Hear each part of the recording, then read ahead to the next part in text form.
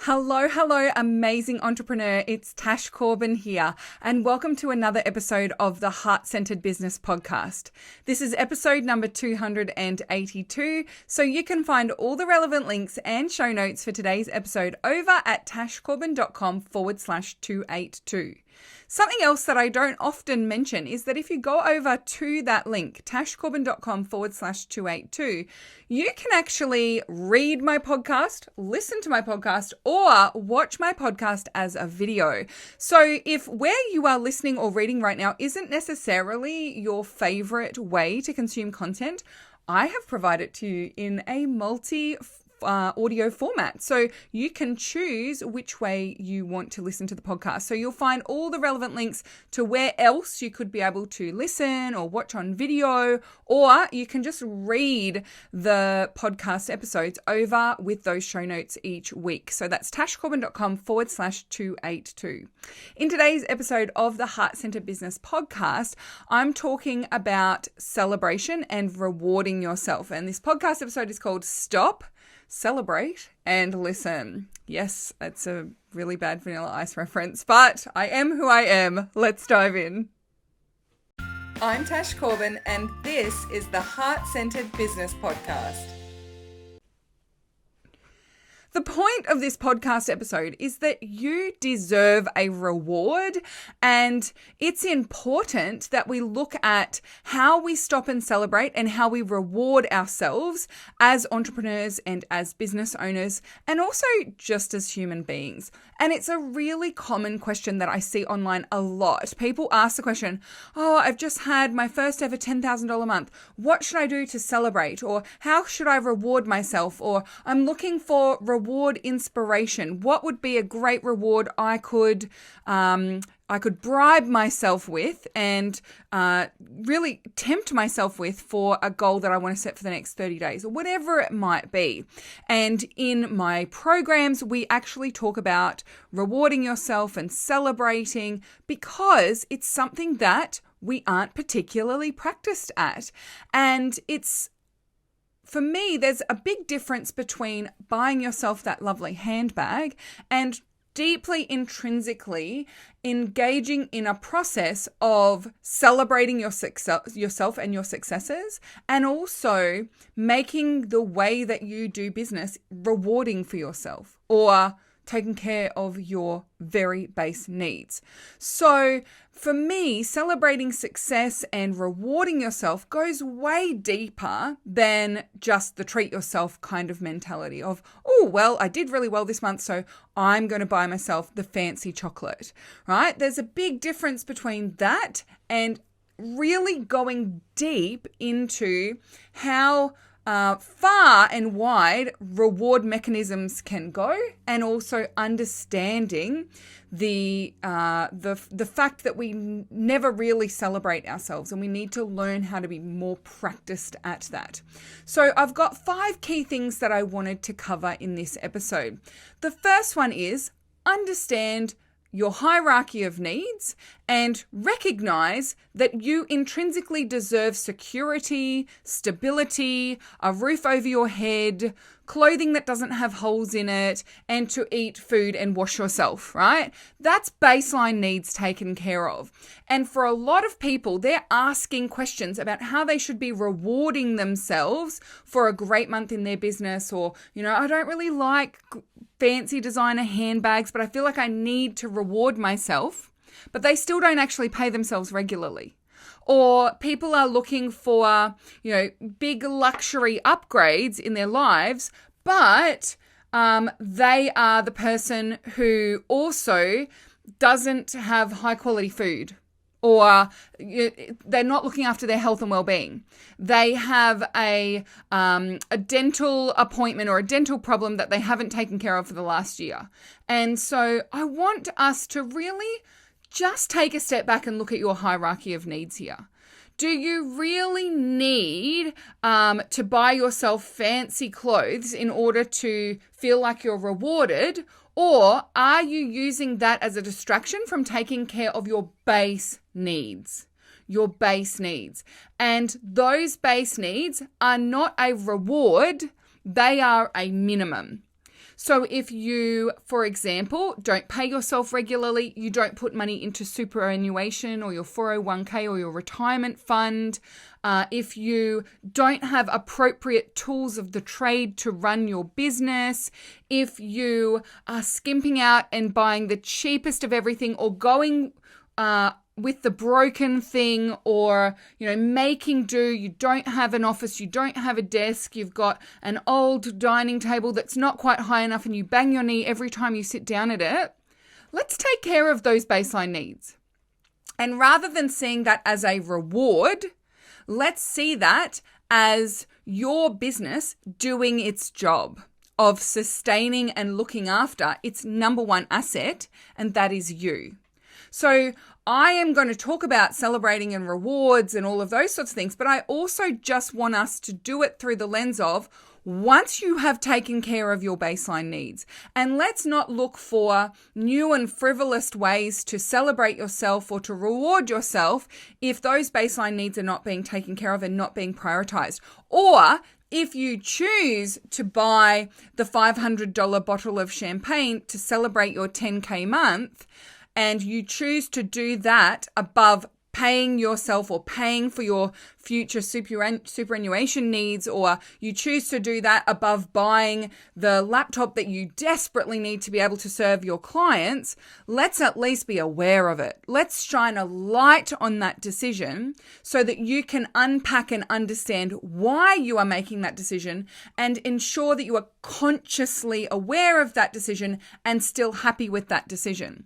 So I'm going to give you an example here of where I've chosen the frivolous thing, but I was aware of it, I brought it to my consciousness, and I had a plan. So this for me is my superannuation and putting money into my looking after my future self and into my retirement fund.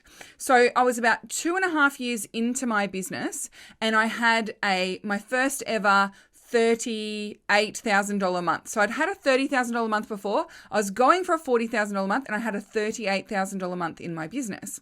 And at that point in time, I was still not putting money into my superannuation fund, but I was about to travel. And I really, really, really wanted to upgrade my flights to business class. But I also knew that I wanted to put some money away for my future well-being and my superannuation. And I felt like the business class flights was frivolous, and I really struggled to invest money in looking after myself. Now, this business class flight happened to be a flight from Bali to Melbourne to speak at a speaking event. And that flight was an overnight flight, and I struggled to sleep sitting upright. And so I was trying to come up with all of these reasons why I needed to buy the business class flight, and I needed to upgrade, and I needed to do this. And, it would make me feel more awake when I arrived. I had a speaking opportunity like within 16 hours of landing. I really was trying to justify needing that business class flight. And I just stopped and I paid attention to what was going on here. I had a $38,000 month, and here I was trying to decide, will I put that $600 towards upgrading my flights, or will I put that $600 into my superannuation account? And I was like, what about the other $37,400?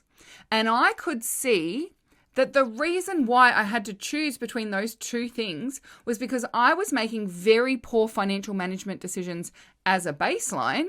And so there was very little left over for me to decide, look after my retirement or look after future Tash and her speaking engagement by buying her business class flights.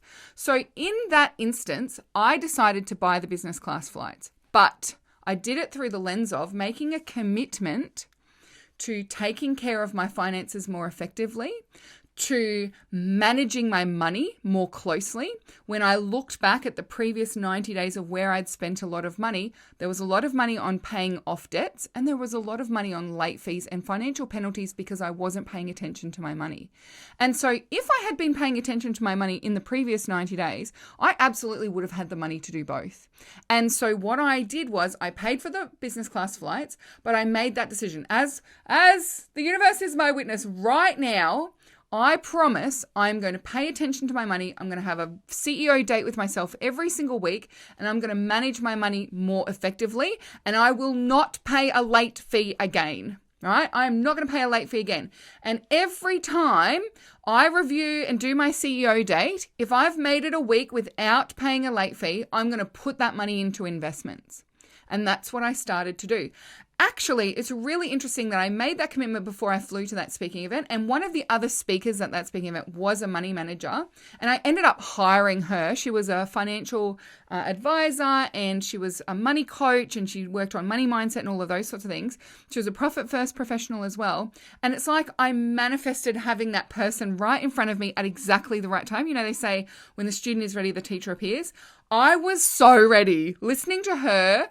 I remember I was sitting at the conference in the crowd, and I had previously spoken, and she was speaking, and I was shaking my head, not because I didn't agree with her. I was shaking my head because I was like, I cannot believe that this person is speaking about this in front of me. I had no idea what she was going to speak on, and we'd already, had a little chat and that kind of thing. And so I'm sitting in the crowd and I'm just shaking my head like, how do I not know this? How have I not taken care of this so far? I cannot believe this person. And she stopped halfway through her presentation. It was like, Natasha Corbin, why are you shaking your head at me? And I was like, I just can't believe I've never heard of you before. And I cannot believe how lucky I am to be listening to you right now. And she's like, oh, okay. And she went on. And it was such a powerful pivot in my life. And so in that instance, I made the choice for the more frivolous thing, right? The more short-term thing. But actually, it was also a decision to change the way I managed money. And it was actually very shortly after that I started investing, and I started really scaling up my investments as well and putting money away for things like superannuation and future Tash and savings and having an emergency fund. That seed all started with me deciding I'm going to buy the flights and I'm going to take care of my money. So there's a hierarchy of your needs here, and we want to make sure that we're taking care of your baseline needs and not seeing baseline needs as a reward. And I'm going to talk about that a little further in this podcast episode as well. The second thing is when it comes to celebrating your successes, especially celebrating your successes in your business, be mindful of who you celebrate those successes with. Not everyone deserves your successes, and not everyone understands your successes. I had a VIP client who we were in the accelerator program. We were in a call, and she said, I got had a conversation with someone. They said that they were going to sign up to my VIP package, and I hadn't got the payment through yet, but I went and celebrated with my partner, and I was like, oh my God, I think I've got a VIP client. I'm so excited. And he said, I'll believe it when the money's in the bank. And then the next morning, the person sent me an email and said, I've had a sleep on it and I'm having some second thoughts. And they did eventually get that person to sign up. But you can see how much that would take the gloss off that experience of like, I think I've got a VIP client. And the first thing someone says to you is, I'll believe it when I see the money in the bank, right? It's like this, it just takes the sparkle off that celebration. And imagine like what it brings up from a mindset perspective and what it brings up from an energetic perspective when you share a success like that and someone doesn't get it, right? And so even when it comes to celebrating money in the bank or achieving a certain sale or whatever it might be mindful of where you are celebrating that and surround yourself with people who get it. So that is why I think masterminds are so powerful, and being part of programs where people are speaking the same language is so important. In the Takeoff program, I get the students to come in and celebrate when they have sales conversations, not only the sales conversations that result in sales, but every single sales conversation, because every conversation is a step closer to a sale. Every conversation is more clarity about your niche and who is and isn't your niche. Every conversation is more clarity about your messaging, the objections people have, what people want when it comes to working with you. And so having those sales conversations, not everyone is going to understand and celebrate those the way that your fellow Takeoff students are going to celebrate that with you as well. We call Takeoff students toffees, by the way, so we get in there, because Takeoff is abbreviated in all my filing systems as TOFF, T-off, and so we call each other toffees. That's what we call each other. So come in and celebrate with the toffees. Like, yeah, I had a sales conversation. It didn't result in a sale, but here's what I learned. Or I had another sales conversation. That person wasn't necessarily the right fit, and here's what I'm going to do as a result of that. And so it's just really powerful to celebrate the progress and some of the signs and indicators, and celebrate it with people who understand the gravity of that indicator, of that milestone. And so, I think it's important that we celebrate it with people who get it. And if you celebrate something with someone who isn't necessarily the right person and they don't necessarily reflect the excitement that you were expecting from them, that's about them. It's not about you. Don't make it mean that you should stop celebrating your successes. Don't make it mean that you can't talk about things until the money's in the bank. Right? Because then you could go into a group. I've seen this happen before where someone's gone into a larger Facebook group and said, oh my gosh, I just had my first ever $10,000 month in my business. And 20 people were like, is that top line or is it profit? Because it doesn't count if it's not profit. It doesn't count if it's top line. All these people come and celebrate their 5-figure months, but that's not actually what's happening. And it was like everyone just wanted to rain on this person's parade. And I actually ended up reaching out to that person with a private message and said, just driving into your private messages here, I want to just address something. There are people in there who tried to discount your celebration and tried to make you feel like you can't celebrate it unless it's profit. And you absolutely have the right and should be celebrating your first $10,000 in sales. It doesn't matter if it costs you $50,000 to make that $10,000. If it's important to you and if it's something to celebrate for you, you go and celebrate that hard. And I'm here celebrating that with you. And I just wanted to come and say that because I didn't want to cause a fight in the group, but I wanted to make sure that you were aware that you are absolutely entitled to celebrate that 10K month right now because it's important to you to celebrate it. And so, I think that there are times where we try and celebrate with the wrong people.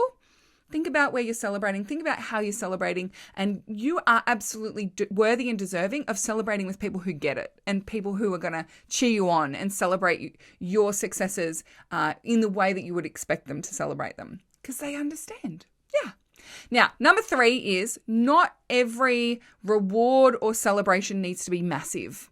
And I love the law of incremental upgrades. So one of the things that I have been mindful of over my business journey is that sometimes when I make a ginormous upgrade, I sabotage that upgrade or I'm just not comfortable with that level of upgrade.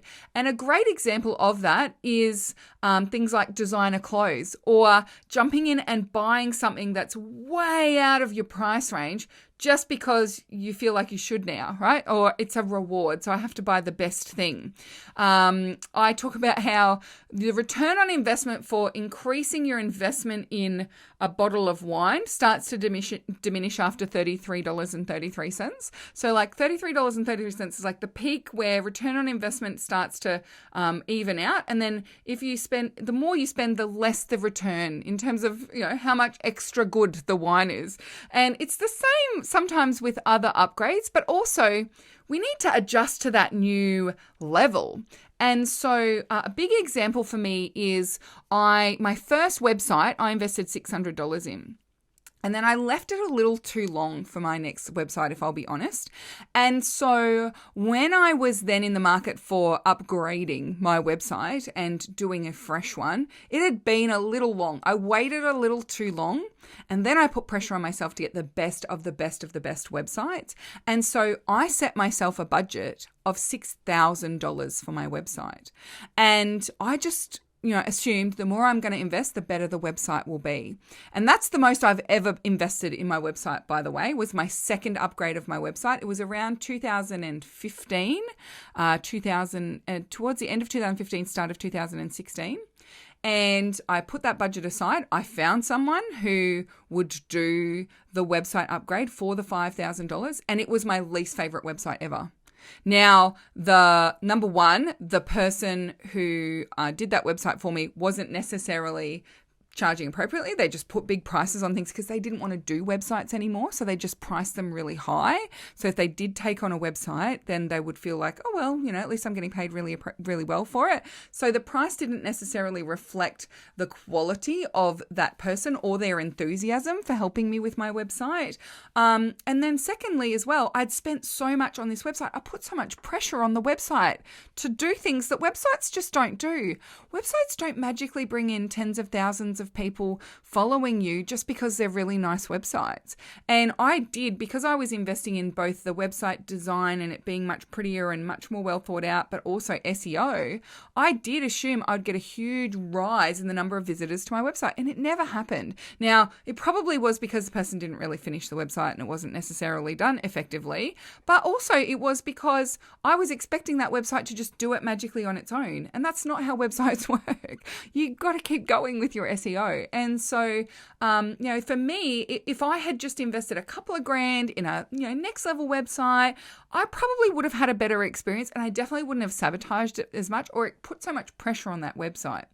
There are other examples where I've seen people, they think that they have to go from their $30,000 car to a $150,000 car, and then they don't even love the $150,000 car. Or I know someone who upgraded and got a $150,000 car, and they were so worried about that car, they never took it out of the garage. They wouldn't drive it to the supermarket. They wouldn't take it on long drives because they didn't want to put too many kilometers on it. It's like, you don't even get to enjoy it, right? So sometimes it takes time to adjust to a new level, and that is okay. Talking about travel, maybe you don't upgrade to business class straight away, but you do premium and economy, or you pay the extra for the extra exit row. Or if you're wanting to upgrade, let's say you want to upgrade toys or, playthings, technology things, you don't have to upgrade to the best of the best top of the range straight away. You can incrementally upgrade.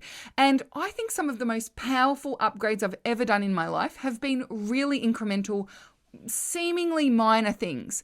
Things like buying an extra phone charger so that I can keep one in my travel suitcase and know I'll always have a phone charger. Like, think about how much that would cost, but as an upgrade, it makes my life so much easier and it feels so spacious and abundant. Or upgrading, we have a key box on the outside of our home so that if someone forgets the keys, there's keys there and you don't have to call out a locksmith or sit around and wait 4 hours for the other person to get home, right? A really simple upgrade. Another upgrade that we did, we're currently living in a home that's not ours. We're renting that home, and it came fully furnished and it's got all the crockery and the cutlery and all those sorts of things. And I love a good cup of tea in a really beautiful mug. But the cupboard where the coffee cups and teacups were held was completely full. And so my incremental upgrade was to buy myself 4 beautiful cups and put about 30 cups into a plastic tub and in the top of the wardrobe. I don't need to look at the 30 cups I'm never going to use all of the time. The cupboard's allowed to have space in it, and I'm allowed to have 4 really beautiful cups. They are my cups. They're the cups that I use. I don't need to use any other cups. Now, that tiny little difference of every time I open the cupboard door and I see my beautiful cups there and I get to choose a beautiful cup and I get to use a beautiful new cup, that is such an energetic shift, isn't it? Like, I deserve to use a cup that I really want to use. I don't have to, jam it into the cupboards and fight for space with the other things. And I also don't have to just take what's there and be grateful that there's a cup there that's too small, or I don't like using coffee cups that are too thick because I don't get enough warmth in my hand from them, right? So you are allowed to incrementally upgrade in meaningful ways. It doesn't have to be a flashy upgrade. So think about the things that cause a bit of annoyance right now, or things that you feel like you're tolerating less than. Make incrementally upgrading those your rewards for different milestones in your business, and just incrementally upgrade and start aligning to a life of ease, a life of abundance, and a life of awesomeness where you have the things you want. That's okay. And now, another incremental upgrade that I want to talk about is not having things. So one of the incremental upgrades that I've made in my life is that I've stopped buying new cheap clothes. And instead, I use the clothes that I have more for extended periods of time. And then when they're due to be replaced, I replace them with one high quality product that's going to last longer and is ethically sourced and sustainably sourced. So for example, t-shirts. I no longer buy 6 cheap t-shirts. When I get rid of t-shirts and t-shirts have done their dash with me, Davey will take them to be rags so they get another life, and I will buy one high quality t-shirt to replace 4 low quality t-shirts. And so that upgrade for me is not necessarily in having more things or, more expensive things necessarily. It's just a more sustainable choice and choosing to have less of. So when I talk about incremental upgrades, it doesn't necessarily have to be more things and flashier things and more expensive things. It could be that you actually have less of things. Having a smaller capsule wardrobe is like lighting me up, and we are about to go mobile again, and so that's going to really suit my lifestyle. It doesn't make sense for me to buy lots and lots of flashy clothes. Now, the fourth thing I want to talk about is you're allowed to change your mind. And this one's going to be really tough for some of you because we have been told you get what you get. And sometimes you'll set in your mind that you're going to reward yourself with a fancy something or other, and then you get it and it's not what you thought it was going to be. And you think, I don't really want it anymore. But it was my reward for achieving $100,000 in my business in a year. So I feel like I have to keep it. We have these energetic ties to things, and I just want you to pay attention to the reason why you keep things or the reason why you feel like you have to put up with something. And sometimes it's just that you've made it that you're not allowed to change your mind, but actually you are. You are allowed to change your mind. Maybe you decided you wanted to upgrade to the latest, iPhone 12 or whatever it is, and then you get it, you don't really like it, and you want to go back to your Samsung. You're allowed to change your mind. And I'm going to keep saying that. You are allowed to change your mind. Just because you asked for something doesn't mean that you have to keep it if you get it. And that doesn't mean you have to love it if you get it. There are items of clothing that I really thought I was going to love, and I loved them when I first bought them, and then they started to feel like, this isn't really me. I'm allowed to change my mind. You are allowed to change your mind too. So similarly, I've actually had a client of mine, she bought herself a fancy new car, and after about 3 months, she's like, it's not what I thought it was going to be, but I have to hold on to it because it's lost so much value in that first 3 months. And so it would be wasteful of me to, sell it now and have lost all of that money on it. And in the end, she decided to sell it and buy herself something very different and much, much cheaper. And if she'd held on to it, it just would have kept losing value. And it was such a powerful thing to see her say, you know what, I'm allowed to change my mind. I don't like this car. I don't want to keep it. I don't like this car. It's okay. It was a very inconvenient car. It only had 2 doors. It's like, I thought I'd love a sporty little car, and I don't love it, so I'm going to get rid of it. I want something that I can have the grandkids' baby seats in. I didn't think that through, and that's okay as well. So you are allowed to change your mind, and I'm going to say that again. You are allowed to change your mind. Sometimes the best reward you can give yourself is that gift of listening to what you want and allowing yourself to choose. And allowing yourself to change your mind, because you are allowed to change your mind. Okay, now number 5, and this is a real bugbear of mine, soap is not a reward. I'll say it again, soap is not a reward. So if you think that rewarding, I'm going to buy, that beautiful luxury soap as my reward for myself, I just want you to know you deserve to have the nice soap, regardless of whether you have earned it or not. Okay? So this comes back to the hierarchy of needs, but I also think it's a mindset thing. When I talk about having the beautiful high quality chocolate, you know what? Your body deserves beautiful high quality chocolate all the time. You don't have to wait until you've earned it. You don't have to wait until you've deserved it. You deserve it now. Your body is not a garbage tip most of the time, but then when you've hit an income goal, you're allowed to have high quality food. You are allowed high quality food now. You deserve it. You absolutely deserve it. So there are a lot of things, especially I think with modern marketing and the way that mums have been treated in the past. I hate when Mother's Day comes around seeing, it's a joke for us now, right? Seeing the types of things that are branded as gifts for mothers. And soap is one of them. Oh, what a beautiful gift for your mother. Give her some soap to wash her body. to do the like basic hygiene practices, but she can have a fancier smelling soap because it's Mother's Day, right? Or I even see like special things for the kitchen, you know, tools for the kitchen. Your mum deserves to have great tools to cook for you. And it's just like the most bizarre thing. We see things pitched as rewards or celebratory things or things that we have earned or deserved. And actually, that's just something you can have all the time. And actually making that the normal is a beautiful celebration and reward in itself, isn't it? When you choose to have the thing that you want or the nicer thing or the higher quality food as a baseline. And so I just want to say that, you know, your beautiful body wash, you can have that all the time. You don't need to save that for being a reward for yourself. And I also want to say this about tools of the trade as well.